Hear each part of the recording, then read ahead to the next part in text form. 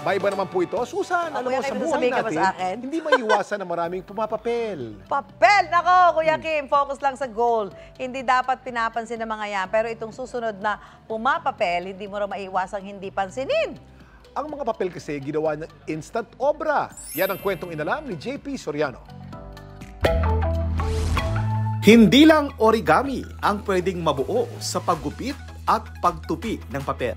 Dahil pati 3-dimensional sculptures gaya ng robot at gusali. Kaya raw gawin ng 35 anyos na si Alan. Yan ang paper craft sculpture na talaga namang pumapapel. 2013 nang subukan ni Alan na gumawa ng paper art ng mga napapanood niyang karakter.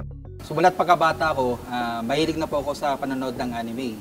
Ginusto ko po na magkaroon ako ng mga characters na pinapanood ko po dati.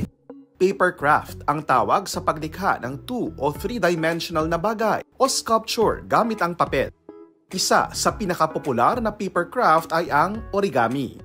Dapat alam mo na nagtutupi ang mga sinaunang Japanese na mga papel para gawing alay at dekorasyon sa mga templo at seremonyas. Nakita ko lang po sa Facebook habang nag-browse po. Sabi ko, ako ay mahilig naman magbutingting at sa tingin ko ay kaya ko.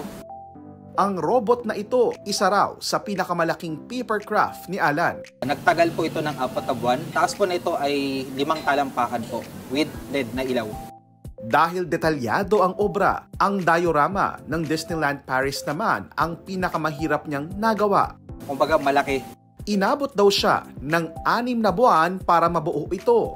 Ang dating hobby, naging negosyo na rin matapos niyang makumpleto ang Camp Big Falcon o ang headquarters ng Voltes 5. Marami nagtanong, saan ba gawa yan? Magkano ba yan? Unique naman yan. Parang nag-trigger sa akin na parang maraming benta.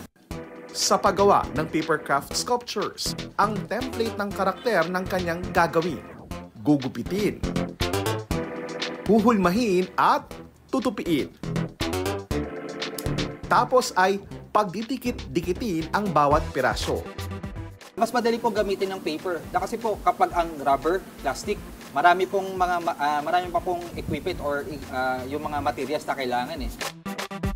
Ang isang headbus ko po ay nagtatagal ng 1 linggo. Ang taas po nito ay nasa 2 to 3 feet. May 30 papercraft sculpture si Alan sa kanyang bahay na ginagamit niya sa mga convention at event. Ang iba naman ay kanyang naibenta na. Yun po yung pamantayan ko sa mga headbus, 2,000 to 3,000 pesos. Yung maliliit po na mga 6 inches only, nagkakalaga ng mga 200 to 300 pesos. Ang display daw ang mga obra ni Alan. Pwede po siya paglaruan kapag pinatibay po yung isang sining. Pwede ring lagyan ng styrofoam ang loob nito para mas tumibay. Paalala naman ni Alan sa mga nagbabalak gumawa o bumili ng papercraft. Kalaban po dyan, weather. Kasi po, kapag malamig po ang panahon, yung paper parang basa din po eh. So, parang lumalambot. Payo ni Alan na balutan ito ng plastic para iwas basa at dumi kung hindi i-display. Ang araw-araw na sinusulatang papel, may ibobongga pa pala. Konting gupit, dikit, at imahinasyon lang. Ang ordinaryo, nagiging magarbo. Ako po si JP Soriano at yan ang kwentong dapat alam mo.